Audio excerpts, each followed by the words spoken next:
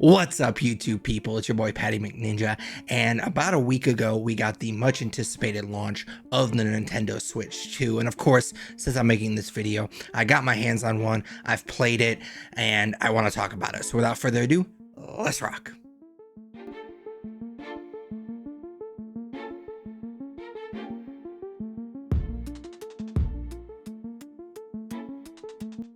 All right, so we're gonna start off this video with a little bit of story time before I get into my thoughts about the Switch 2 itself. So I was really excited for this console.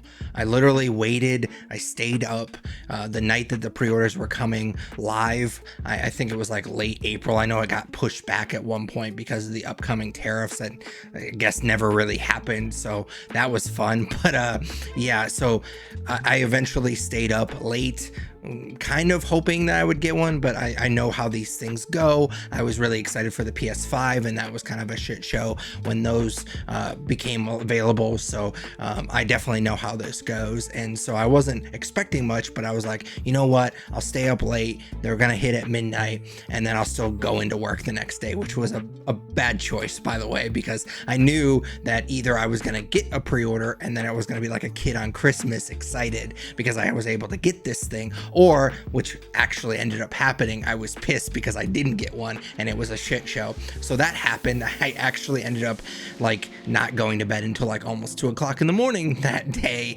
and then I got up early for work, and I ended up having to take my lunch break out in my car, and I just like set an alarm on my phone and put it on my dashboard and took a little bit of a nap on my lunch break that day because I was dragging ass that day. So yeah, that was all for nothing because I didn't get a pre-order, and then I kept like trying as I was getting news about like a wave here or a wave there, and then of course I wasn't able to get one. And the actual launch of the Switch 2, I was also not able to get one. None of the stores locally where I live had any of them, and they didn't have any online or anything like that. So I was pretty bummed, but I had a little bit of copium. I was like, you know what? I'm not a huge Mario Kart fan. I don't really need it right this second. So maybe I'll just wait on it. So fast forward a couple of days, and it was actually my birthday. So the company I work for actually gives us our birthdays off as like a paid holiday. So my wife and I were both off that day, and I don't usually make a pretty big deal about my birthday. I just like to do certain things. Like I just like to do my favorite things. Like we'll go see a movie, we'll go to a restaurant I like, so on and so forth. Not a big deal, but just a few small things throughout the day that I like to do. And so we were at my favorite burger joint for lunch, and it just so happens that it's very close to a Target. And so my wife was like, you know what, it'd be really cool if we just stopped in at Target to see if they have one, because it's your birthday and it would be really fun if we got one on your birthday. And I was like, you know what, we can do it, but I don't think so. Like I don't have high hopes. So we go over there, and we're walking back to electronics, and I see the sign that's like, hey, we are out of the Switch 2s. So I was like, you know what, we're already here, let's go just check it out. So luckily they had one, but it was a regular Switch 2. It wasn't the Mario Kart bundle. And I'll get to this here in a little bit, but I'm not super impressed with the launch titles, the games that are available for the Switch 2 right now. So Mario Kart World is kind of the only game that I'm really that interested in playing right now, because most of them I've actually already played. They're just Switch 2 ports, and I've already played the game. So yeah, I wasn't super excited about that, and I was like, I don't really want to pay extra for Mario Kart World. So I decided I wasn't going to do it. So we were starting to walk around, just kind of killing a little bit of time. We had something else we were going to do in a little bit. And so I guess my wife could just tell that I was like bummed about it. She's like, you know what, doing a little girl math, it's your birthday, money doesn't count on your birthday, let's just do it. You'll be really bummed if you don't do it. So I was like, you're right. So we go back, we get the guy for electronics to unlock all the stuff, and I was like, yeah, I want that Switch 2, and then I want a copy of Mario Kart World. And he was like, why don't you just buy the bundle? And I was like, well, that'd be great, but you don't have the bundle, and this is the exception that I'm making right now. And he was like, yeah, we don't have it, but the other Target in town has several. And I was like, dope. I was like, we're going right now. Drop what you're doing. We're going right now. And so that was a long drive across town, because I went from lunch like an hour ago thinking I wasn't going to get one, to then passing up the regular Switch twice. And now in my head, I'm like, if we don't get this today, I'm going to be super, super bummed. Luckily, we get there, we start walking back there, and I see somebody walking away from electronics with one in his bag. And I was like, if that's the last one, I'm going to flip out. But luckily, they had like 4 or 5 left, and I was able to get the Mario Kart bundle Switch 2. So the story was happy after all, but it was very stressful.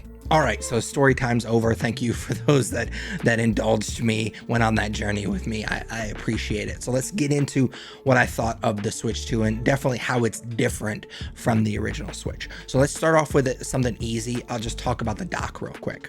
So this is my dock for my original Switch that I got in 2017. And this is the dock for the Switch 2. So again, I'll hold up the original one right here so you can kind of see them both.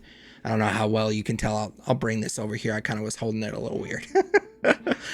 So as you can tell, the dock for the Switch 2 is a decent size bigger than the original dock. And one of the reasons for that is it actually has this built-in fan right back here. And so that's good. I like that. That's a nice touch. I've also not noticed while I've been playing it docked, I haven't noticed any fan noise whatsoever.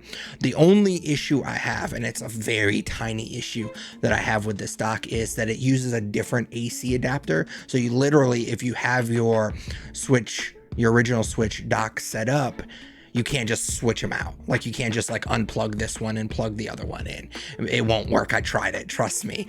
So you have to kind of have a complete new setup for your Switch 2 dock, which again, not that big of a deal. It takes like 5 minutes and then it's done and you don't have to move it again. So like I said, not a big deal. It's just something I thought I would point out here. All right, so moving on to the Switch 2 itself, I do really appreciate that they added a USB-C at the top and the bottom versus the original Switch, which just had one on the bottom, which is going to make charging and playing your Switch 2 a lot easier. I know that technically you're not supposed to do that, but we all know that eventually we're gonna have to do that. So the fact that they gave us a USB-C on top and bottom does make it a lot easier to do that. They also made a pretty big deal in the deep dive that we got for the Switch 2 before the pre-orders that they did upgrade the audio with the Switch 2. So the speakers in the Switch 2 versus the original Switch, I'll be real honest with you, I don't notice a huge difference, but that's not saying that there isn't an upgrade because I am a little bit hard of hearing. So audio nuance, like a slight upgrade in speaker quality, is really not going to be noticed by somebody like me. Honestly, I don't play that much like with the speakers. So typically when I play handheld, I have headphones in, because if I'm playing handheld, it usually means I'm either on an airplane, which I haven't actually done with the Switch 2 because I've only had it for a week, but I'm either playing it docked on the TV or I'm playing it like in our living room because my wife is watching something else on the TV. So either I'm on an airplane or I'm in the living room because she's watching something on the TV. Both of those situations, I'm gonna have headphones in anyways, so I don't really notice a difference in the audio quality. But again, hard of hearing, so those nuances aren't gonna really mean a whole lot to me. There is a small upgrade that I do want to mention that I did appreciate, even though it probably won't come into play too much for me because I don't play in tabletop mode all that often. I think I could probably count on one hand how many times I played tabletop mode with my original Switch, but I really appreciate how they have this like more sturdy stand with the Switch 2 versus the original Switch. The original Switch, it was like this little flimsy thing, and honestly with our Switch, now again, we've had this since 2017, but I don't know if you can tell, but that piece is, that's where the stand's supposed to be, and it just would constantly pop off, and it's in a drawer somewhere. Like we still have our stand and we would pop it back in every so often, but we got to the point where we just got really annoyed with it and we just stopped popping it back in, and it's been like that for probably a year or two because we just got tired of it. And so I don't play it in tabletop mode all that often. I think probably again could count on one hand how many times I used it in tabletop mode. So it's not a big deal, but I definitely do appreciate that they saw a weakness in the original Switch and they upgraded it, even though it won't affect me too much. And like the original Switch, behind the stand is where you put your SD card. Now, unfortunately, this is a little annoying. They decided to go with the micro SD express cards, not the micro SD from the original Switch.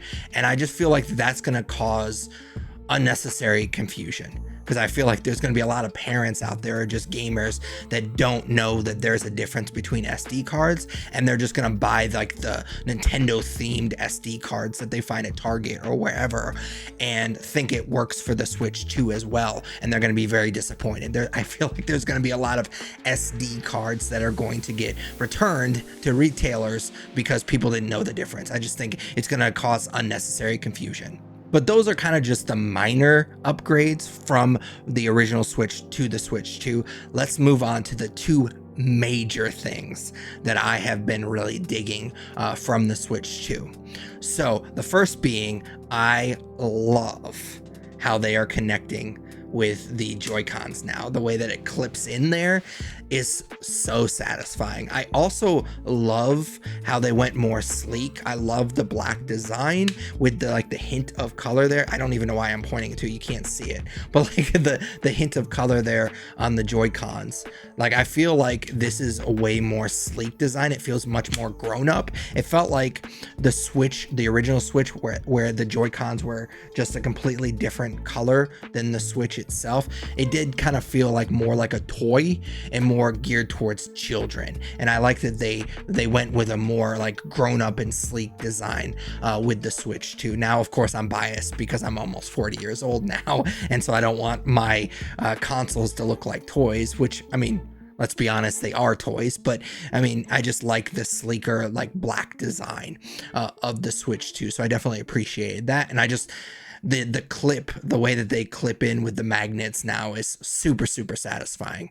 I do have to point out that I have heard some horror stories about Joy-Con drift with the Switch 2 already, which is super disappointing because obviously that was a big deal with the original Switch. These Joy-Cons that I've showed you earlier, they are not the original Joy-Cons that we bought in 2017. We did have to replace them a few years later because we did get Joy-Con drift, and that was a big deal with the original Switch. So I assumed, and they kind of talked about this with the Switch 2 prior to its release, that they had figured that stuff out and they had fixed it. We personally haven't had any issues with Joy-Con drift, but I am already hearing some horror stories about Joy-Con drift, and the Switch 2 hasn't even been out for over a week now, and so that's definitely disappointing. But honestly, I'm kind of bearing the lead on purpose. The biggest upgrade, in my opinion, from the original Switch to the Switch 2 is just the screen size and the resolution.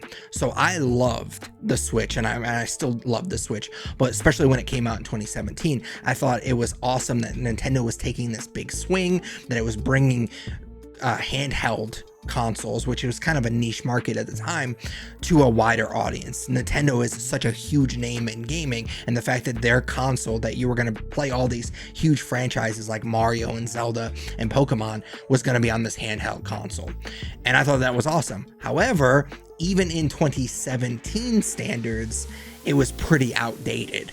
And it just got worse and worse as we went along with these new consoles like the PlayStation 5 and Xbox Series X and S coming out, and the Switch just couldn't compete on a technical level. Obviously, it's still being handheld was really cool, but like on a technical specs level, it couldn't compete. It was outdated when it first came out.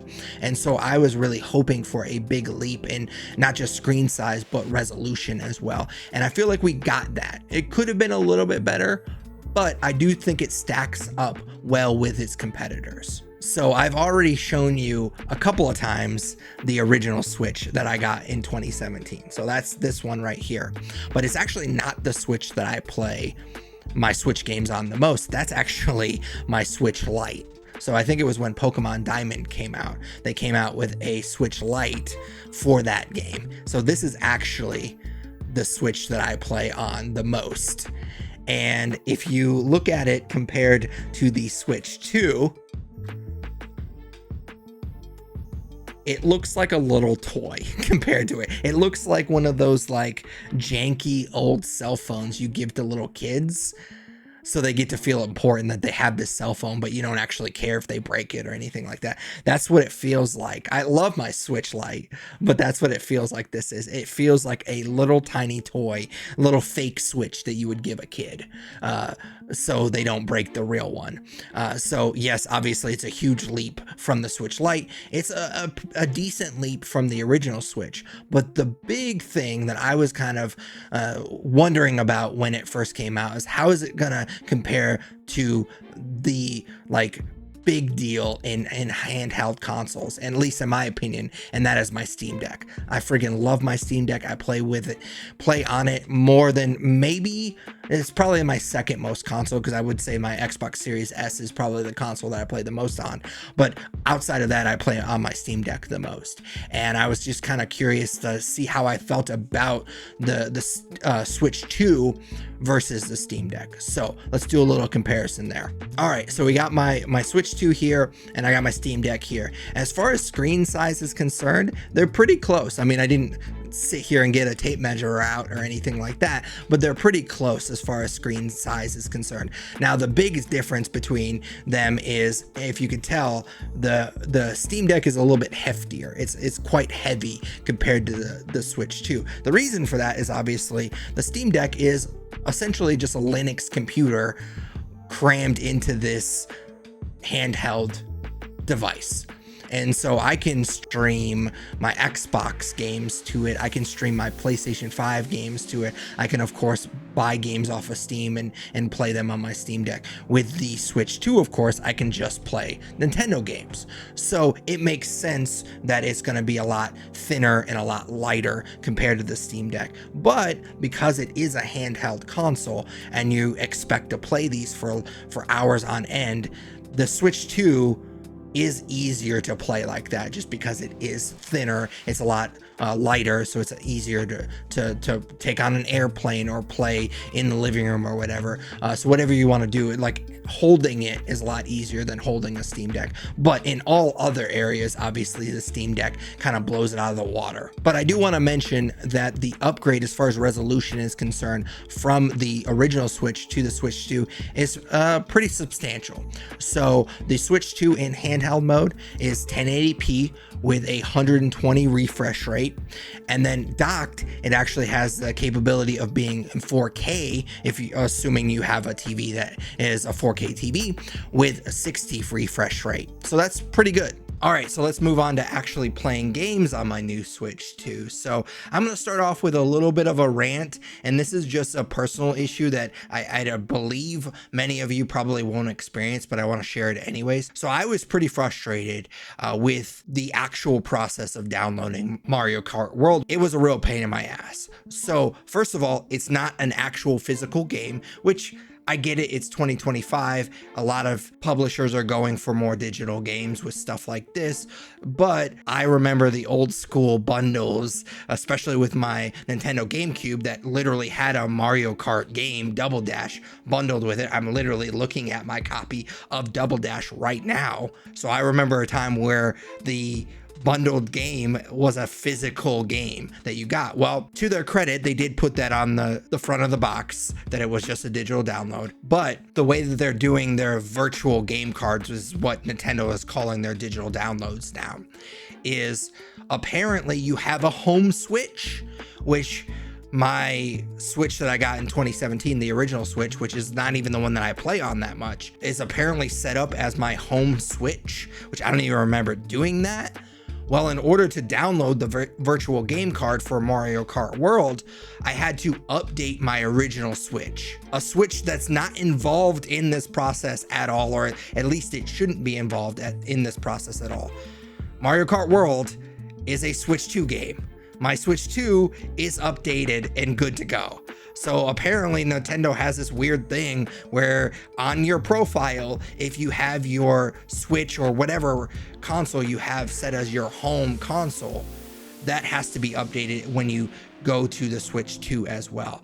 So that was frustrating, especially frustrating because my Switch, my original Switch, is like 100 years old, and the battery's like pretty much shot on it, so it's always dead. And so I had to charge it enough to get it to even turn on to update it.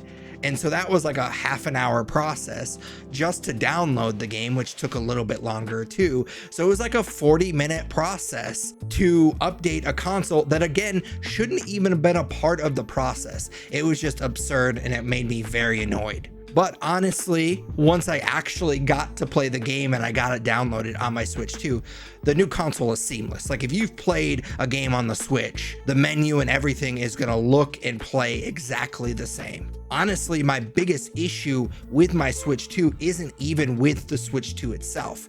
It's the catalog of games available right now. To be fair, this was also an issue with the original Switch back in 2017. There was a meme for a while that the original Switch for a few months was just that it was a Zelda machine. But Breath of the Wild is one of the best games ever made, in my opinion, so it worked well as a launch title. If that's the only game that came out for the Switch for a few months, that's a pretty damn good game to have as your only game. We'll get into Mario Kart World here in a second, but I will just say that it's nowhere close to one of the best games ever. The only other games, I mean, there's several games that are available right now, but the big ones, in my opinion, are, first of all, Nintendo is outside of their mind if they think I'm going to pay $10 for their stupid tech demo.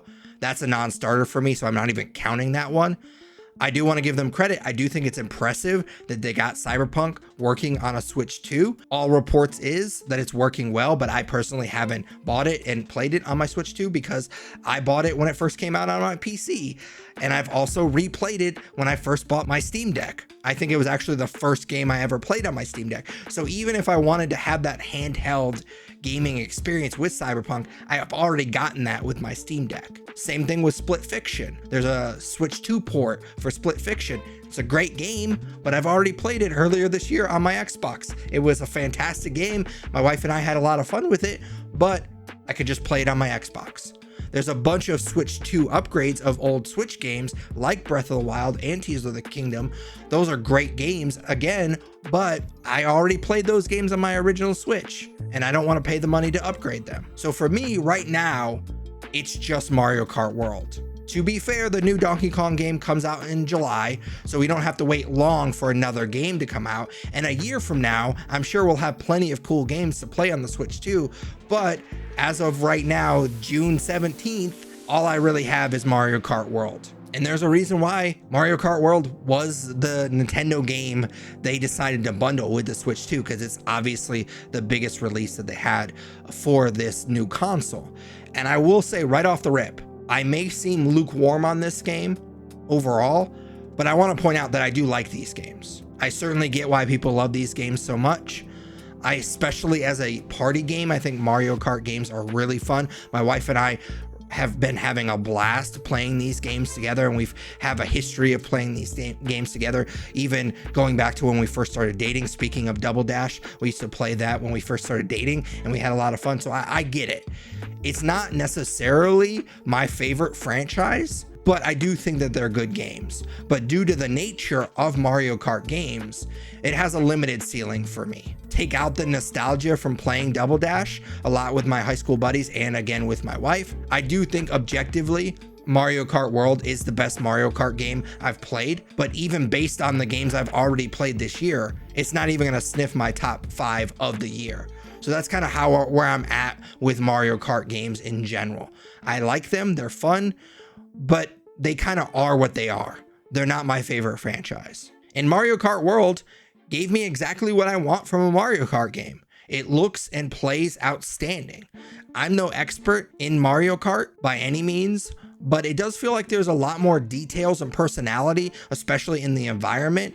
While you're driving around, there's a lot of cool things to look at. There's a lot of obstacles to avoid. It does feel like there's a lot more to avoid in these races than in past races, which I appreciate. It kind of feels like you're gonna have to keep your head on the swivel, which I definitely appreciate. Like I mentioned earlier, I am a little hard of hearing, so I lose some of that audio nuance with updated speakers and stuff like that, but it doesn't mean I don't love music. It's actually quite the opposite. My hearing is probably worse than it should be at this point in my life. I grew up going to like garage pop punk shows all my life. My buddies in high school were in a garage band and I used to go to all of their shows. And so my hearing is probably not as good as it should be at this point in my life.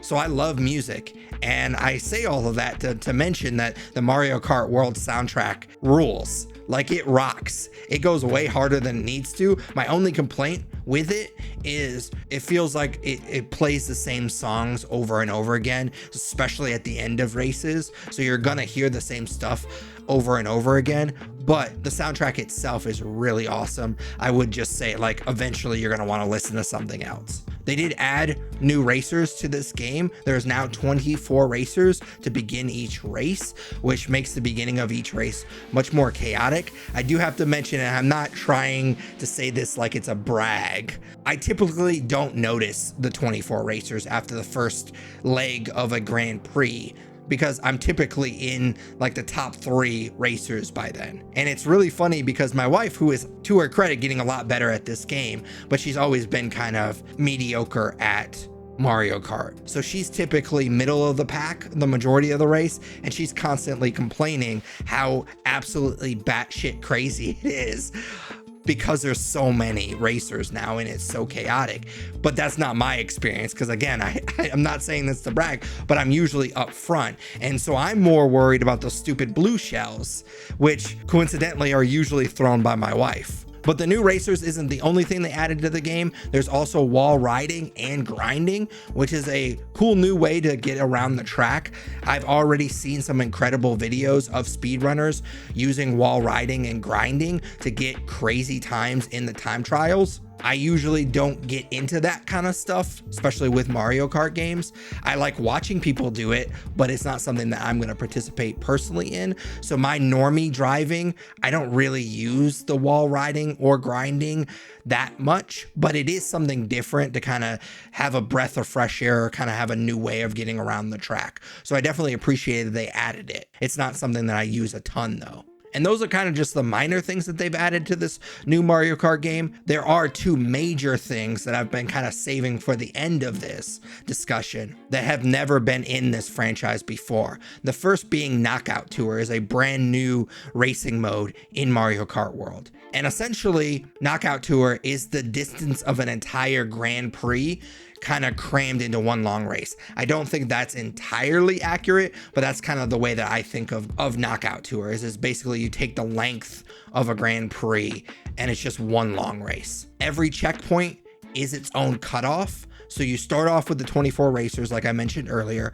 but only the top 20 make it past the first checkpoint. And I think it's the top 18, or maybe it's the top 14 is the next checkpoint. And then eventually you get to the last checkpoint, which is only the top 4 are racing for that cup. And I've really enjoyed Knockout Tour. It just feels like the stakes are much higher in Knockout Tour than in Grand Prix. Again, I don't mean to brag, but I typically win the race in Grand Prix, but you actually don't have to win every single race in the Grand Prix, because as long as you win most of them and you get like 2nd or 3rd or even 4th in 1 or 2 of the other races, you're still going to win by the points. Well, in Knockout Tour, it's just that one long race. So if you're not on your A game the entirety of the like 10 to 15 minute race, you could easily lose at the last second. I've had a couple where I got a blue shell as I'm looking at the finish line, and I've gone from 1st to 2nd or even 3rd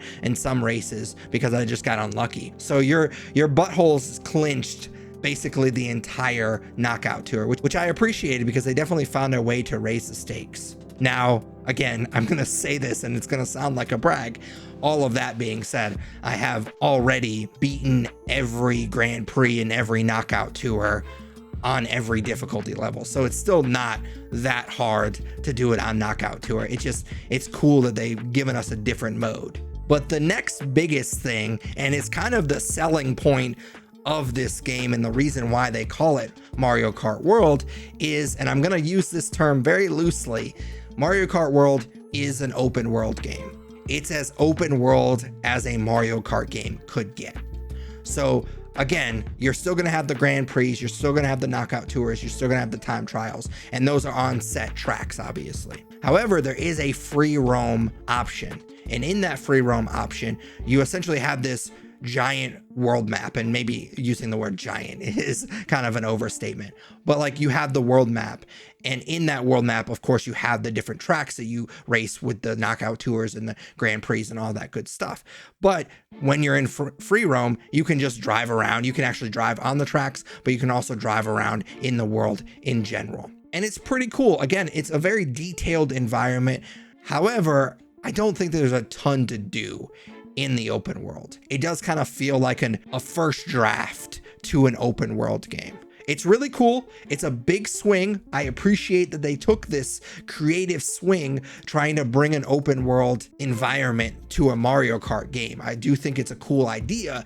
I just don't think that they filled out the environment as much as I would like. There's not enough to do. So there are like coins to collect. There are like these little collectibles that you can get in the open world. But then there's also these P-switch challenges, which I kind of equate to like some of the Riddler challenges in Arkham, where you would like have to glide through the checkpoints. It's kind of similar to that. And there's not a ton of them, and there's not a ton of variety for them. At least I couldn't find a ton of them that were different than the other ones that I had done. And so I kind of got bored after a little bit.